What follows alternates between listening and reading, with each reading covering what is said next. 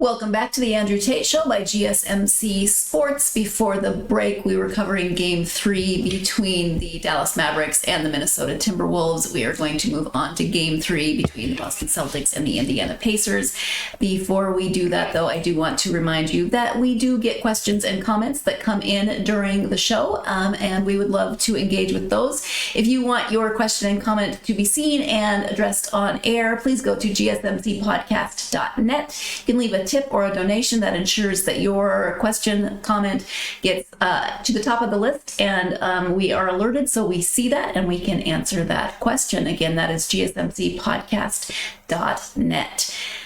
Now we are moving on to Celtics versus Pacers in Game 3 of the Eastern Conference Finals between the Boston Celtics and the Indiana Pacers. The Celtics scripted an exhilarating narrative of resilience and triumph.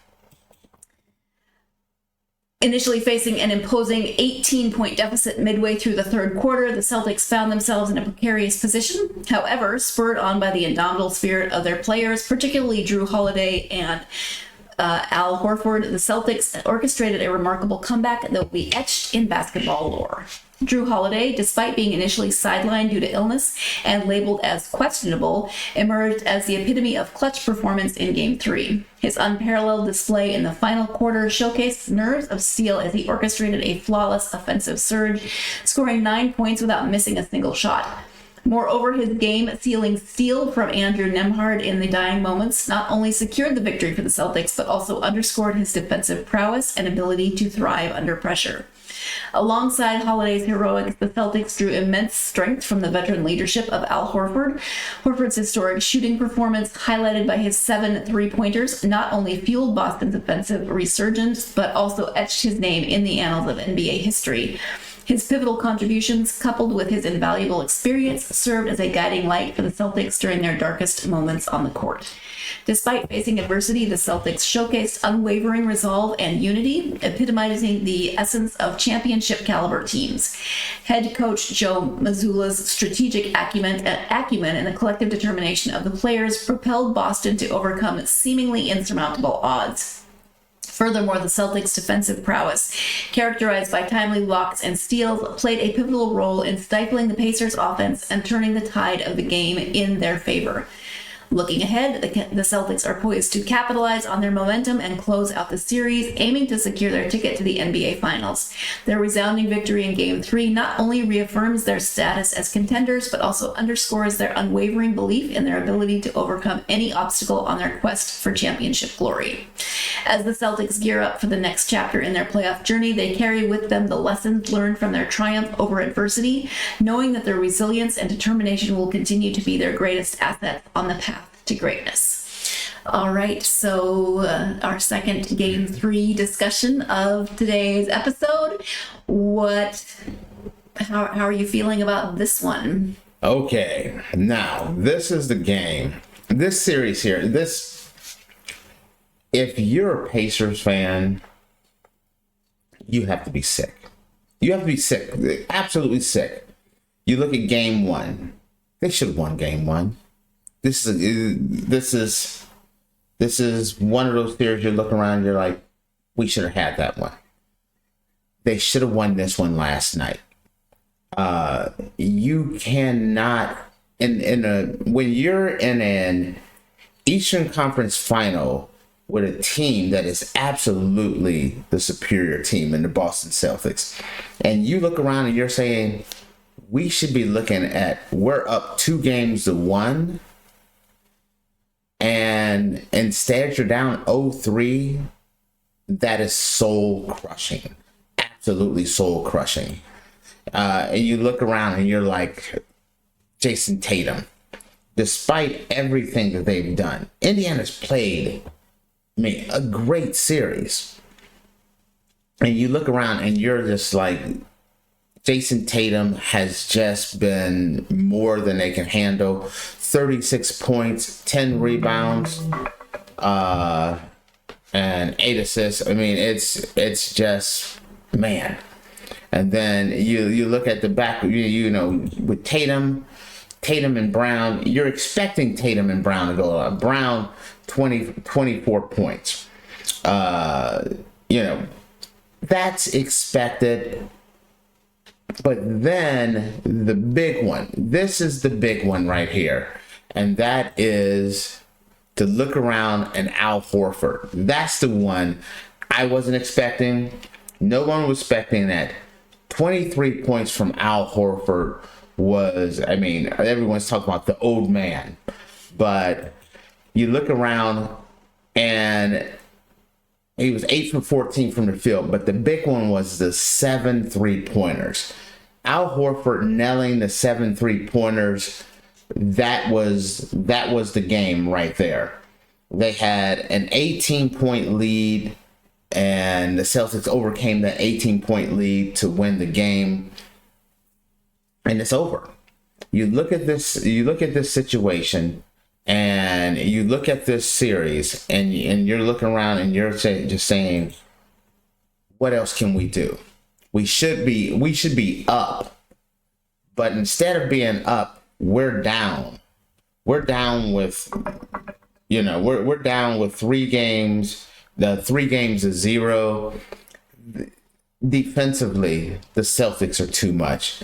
Offensively, the Celtics are too much. They're getting key minutes, key buckets from players they weren't expecting. This series is just not. I mean, honestly, I don't know what else the Pacers can do. The Pacers have played as well as can be expected. There's not much more they can do. They're down 0-3. And if you're an Indiana Pacer right now, you're saying we can compete with these guys. Not only can we compete with these guys, we can beat these guys. But then you look around and you look at the score, and they've done everything they can. And you look at this, I'm looking at this as another situation where a sweep could be in play. You look around. I don't know. I'm like Andrew Number, huge game. They're doing, Sarah, they're doing what they're supposed to do. When you look around, talk about a demoralizing loss. When you've done everything, you're up against a superior team. You've been able to compete against this team. You've had big leads, and then you look around and you're still down 0-3. What do you do? That's even harder. I think that's even harder than where the Timberwolves find themselves, because, I agree with you. The Timberwolves have the what if, but the Pacers have we're so close. We were so close, and it's still not enough, but to be that close. They should have won game 1. Indiana should have won game 1, and that's the thing. They should have won last night. Part of winning and making it to the finals is you have to have confidence and you have to have momentum on your side. And Indiana should have confidence. They've shown they can compete. They should have momentum. They should have had a big game 1 victory in Boston. They should have won last night. Instead, they don't have any of that. And when you look around and you say you're looking at the Celtics and you're saying, okay, we can handle. If we're up by 8, if we're down by 18, no problem. We can come back. We can overcome that. You need a big, big stop. You need someone to step up defensively. Jrue Holiday, when you need a big stop, you need a big defensive play, you're getting it from Jrue Holiday. When you need a player that, the old man to come up, he's 635 and a half years old. In basketball. And yet he is still able, Al Horford, big three after big three after big three. 7 threes. No one had that on their bingo card. No one was expecting Al Horford to come in and give you 23 big point buckets, but then still be able and nail huge threes. And that's without Kristaps Porzingis. And right now, being up 3-0, there's no reason to rush Kristaps Porzingis back. They're gonna have Porzingis ready for the finals. I know the series isn't over.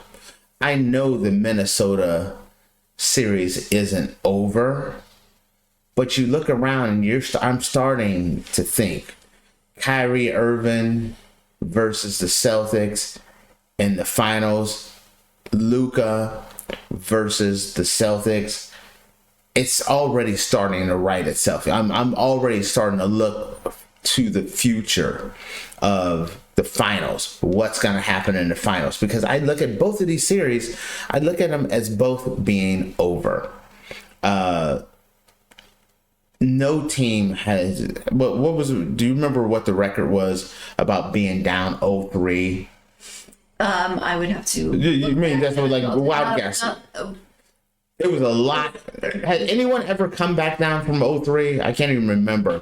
It's been very rare. So it's been incredibly rare if it happens. Yes, it is. I mean, it's almost impossible. You're asking a team to come back from an almost impossible deficit where no one has ever come back from a 3-0 deficit. You know, when you look at both of these games and you're seeing, you know, a backcourt where you look at Luka and Kyrie, you look at and they don't have an answer, and then you look around and you're saying, okay, you got Tatum and Brown, you got Porzingis on his way back, Al Horford's hitting huge shots, Jrue Holiday is balling out defensively, being able to